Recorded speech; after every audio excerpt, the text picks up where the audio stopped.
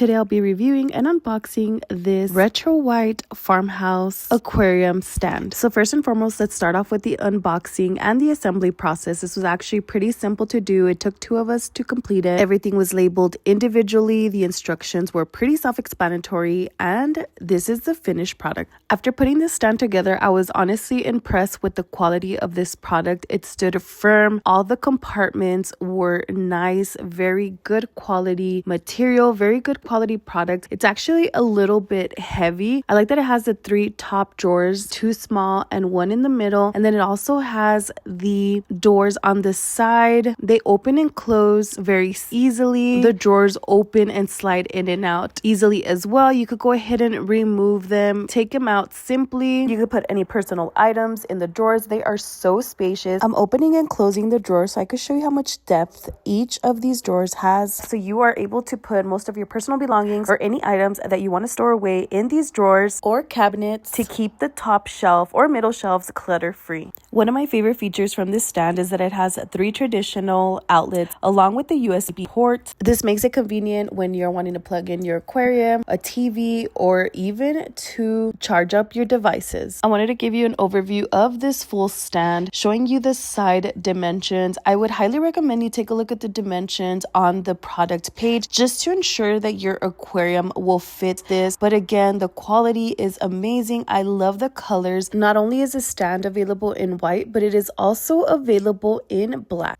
This is the front view. I'm giving you the functionality of all the drawers along with the cabinets. Now, the middle shelf is adjustable. It has a total of 7 different holes. All you have to do is just slide out the baseboard and then remove the metal piece. This is what's holding it together. There's a total of 4. Just slide it out and slide it in to the desired height. Once you have done this on all 4 sides, simply slide in the middle shelf. And there you have it, this beautiful retro white aquarium stand. Thank you to the company for sending this out for review.